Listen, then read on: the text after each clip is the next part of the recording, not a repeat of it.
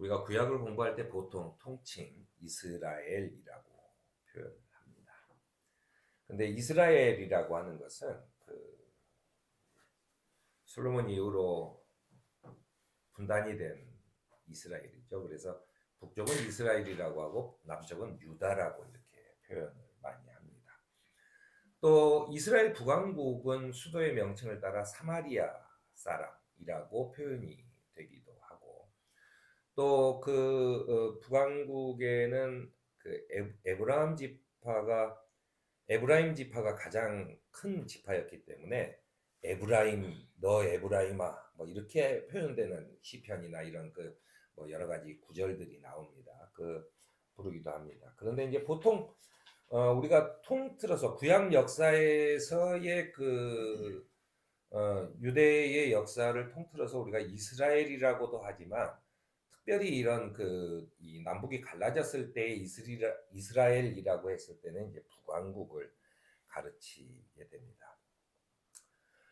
유다는 이제 다윗의 왕조에 따라 쭉 이렇게 이 세습이 되는 그런 왕조를 이루고 있는 반면에, 북왕국의 이스라엘은 끊임없는 쿠데타로 왕이 바뀌는 그런 상황을 맞습니다. 그래서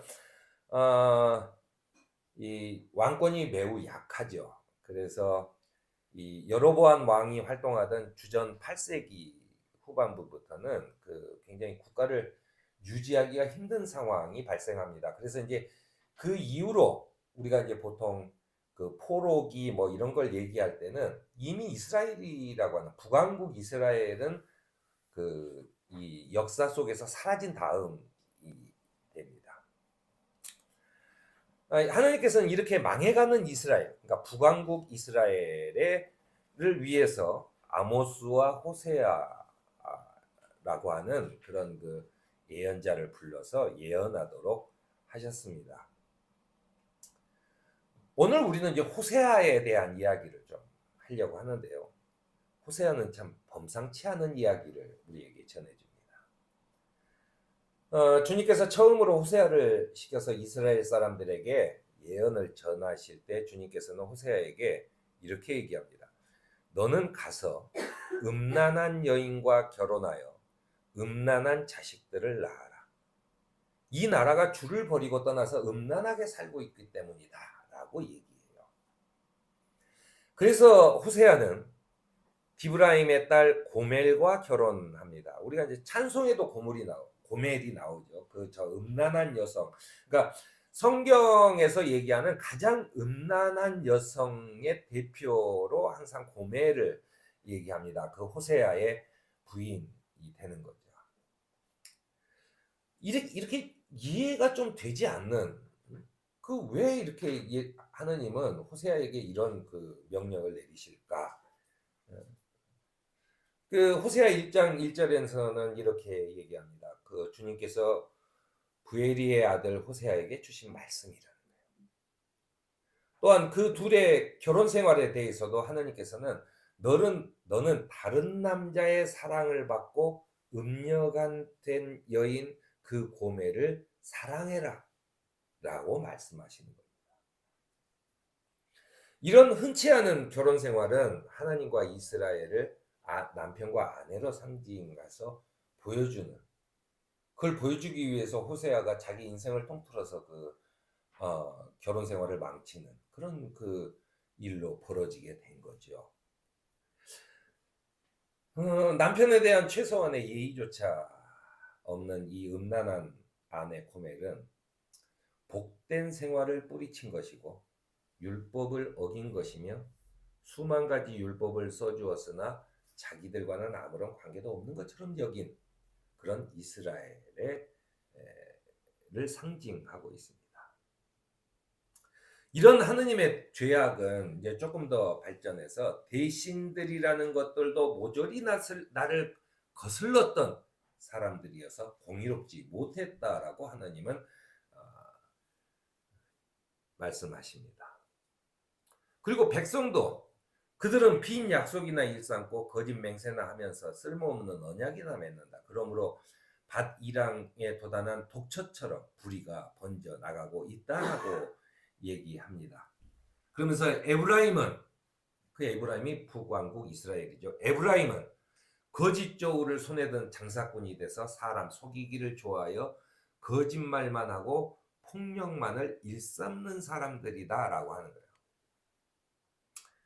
하느님의 선택을 받은 이스라엘은 왜 이렇게 지도자에서부터 백성까지 무질서와 거짓과 폭력과 살인을 일삼게 되었는가? 라고 하는 것을 호세아는 이들의 신앙이 잘못되어 있다라고 얘기합니다. 호세아가 얘기하는 것은 이런 거예요. 호세아는 제사장이 많아지면 많아질수록 나에게 짓는 죄도 더 많아지니 내가 그들의 영광을 수치로 바꾸겠다. 그들은 내 백성이 바치는 속죄 제물을 먹고 살고 내 백성이 죄를 더 짓기를 바라고 있다라고 얘기합니다. 종교 지도자들이 백성의 죄를 조장하고 그 죄를 회개하기 위해서 바치는 것들을 자기가 받으면서 그러니까 더 죄를 짓는 사람이 많도록 하고 그것으로 이득을 취하고 있다라고 고백하고 있는 것입니다. 이렇게 부당한 방법으로 이득을 취하는 제사장이 있으면 은과 금을 녹여서 신상을 만들어 세우는 죄악도 이렇게 서심치 않게 됩니다. 구약을 살펴보면 하느님이 가장 싫어하시는 게 우상 숭배예요. 우리는 우상 숭배라는 것이 하나님 외에 다른 신을 섬기는 것, 이런 것이라고 생각합니다. 여기서도 하느님한테도 절하고 딴 데서도 절하고. 그런데 하느님이 우상 숭배를 싫어하는 이유는 그렇게 간단한 문제는 아니에요. 하느님께서 미워하시는 것은 단지 다른 신을 섬겨서 그게 아니에요. 그것은 하느님 말씀보다는 자신의 생각의 판단이에요. 우리가 다른 신을 섬긴다는 것은 내 판단에는 하느님에게는 이런 게 좀 부족해. 아니면은 다른 신은 뭐 더 준대? 라고 하는 내 판단에 앞서서 하느님을 제단하는 거죠. 그게 죄의 시작이에요. 그래서 그 우상을 다른 신을 섬기는 겁니다. 그리고 나서 그 다른 신을 섬기는 걸 신념으로 삼아서 뭐를 하자 그러면은 그 우상을 섬기는 것으로 인해서 살인을 저지른다는 거예요. 하느님이 가장 싫어하시는 겁니다. 살인을 저지른다는 거예요. 전쟁을 일으킨다는 거예요. 우리가 하느님이라고 얘기하지만 지금까지 이스라엘이 저지른 많은 본인들이 저지른 전쟁들을 최근에까지 이게 살펴보면 하느님의 뜻은 아니에요. 자기네들의 뜻이죠. 그것이 우상 숭배입니다.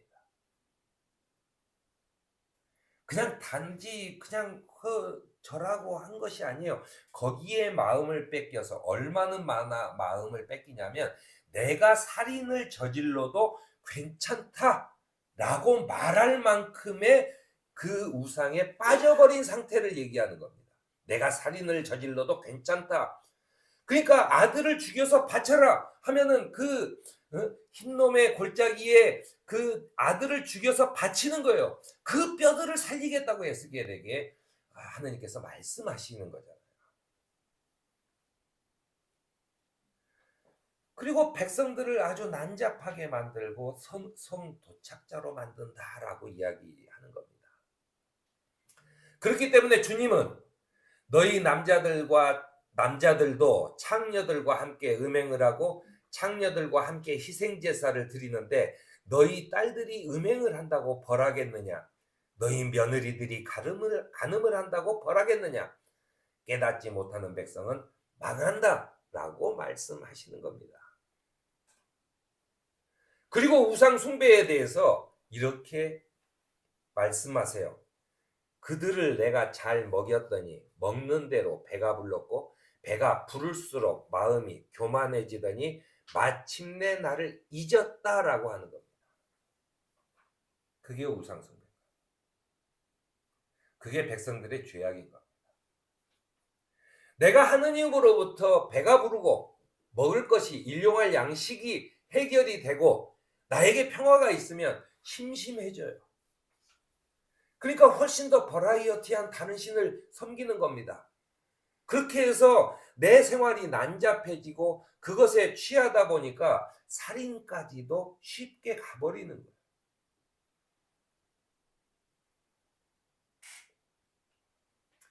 호세아서는 이스라엘 백성, 곧 하나님이 선택하신 그런 백성들을 향한 예언입니다. 즉 예수를 믿는다고 하는 우리들을 향한 그런 예언이라는 거예요.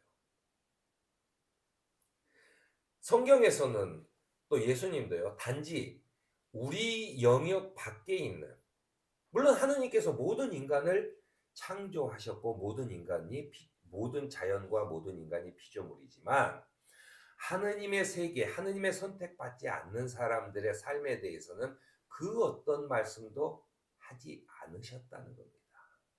그들이 어떻게 살든. 왜냐하면 그들은 신을 떠나 있기 때문에. 그는 어떻게 살든 아무 관심이 없다는 거예요. 모든 관심은 하느님을 믿는 우리에게 있다는 겁니다.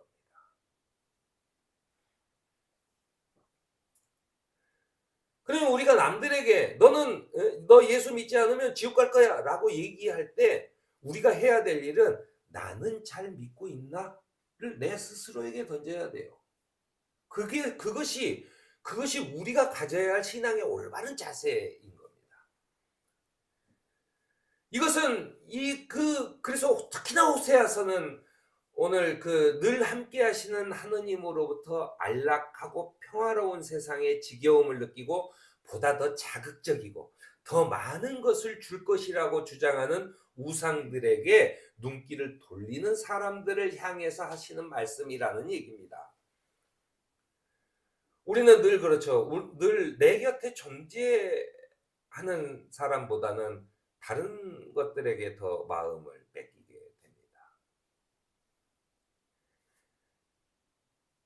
내가 결혼 생활을 하고 있거나 내 가족들이라고 하는 것은 항상 옆에 있어요. 항상 옆에 있는데 다른 데 식구들은 더 좋아 보여. 그런 거죠. 마음을 뺏기는 겁니다. 그런데 그런 것이 마음을 뺏기는 거야. 무슨 죄가 되겠어요? 그것을 쫓아서 자신이 누리던 것을 내다 버리는 과오를 범하게 될 때 죄악에 빠지게 된다. 자신이 누리고 있는 것을 버리게 될 때. 그건 엄청난 배반이잖아요. 하느님이 가장 싫어하시는 것이고. 그리고 사실은 그것은 가족에 대한 배반이 되는 거고 신앙에 대한 배반이 되는 겁니다.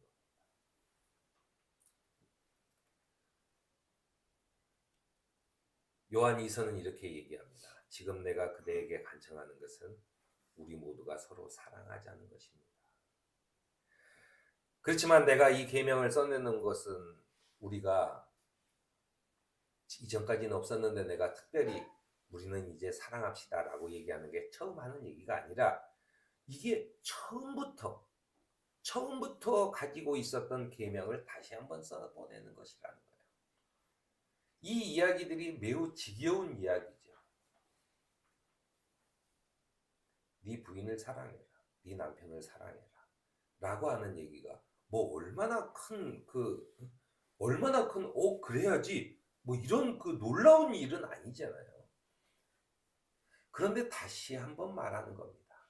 서로 사랑하자는 거다 라고 하는 얘기죠. 처음 내가 주님을 만났을 때 받았던 그 계명의 소중함, 그거 이상도 이하도 없어요.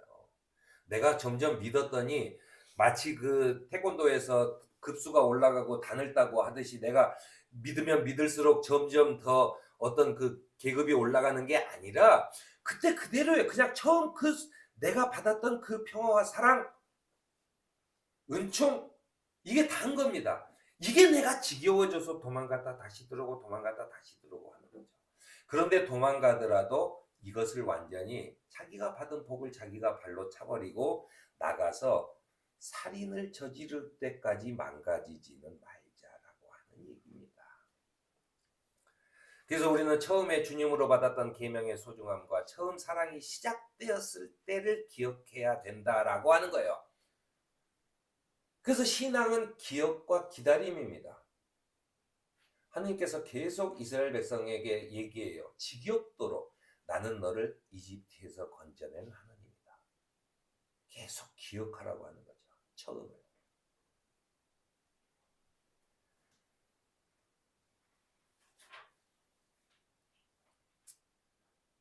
오늘 호세아서는 마지막에 이렇게 얘기합니다.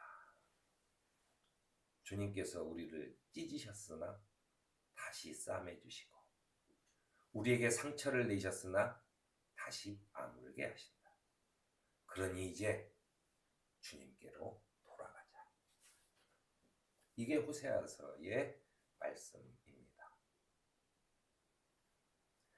우리가 늘상 있는 일상, 그냥 늘상 하는 예배, 늘상 하는 그 신앙, 거기로 돌아가자 라고 하는 얘기죠.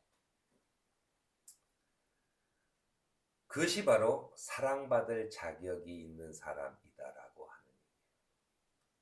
호세아는 자기 인생을 바쳐 결혼 생활을 음탕한 여인 구멜과 같이 하면서 그는 사랑받을 자격이 있는 사람은 누구인가? 라고 하는 의문을 우리에게 던지면서 그 답을 주님께로 돌아가는 것이라고 얘기하고 있는 겁니다.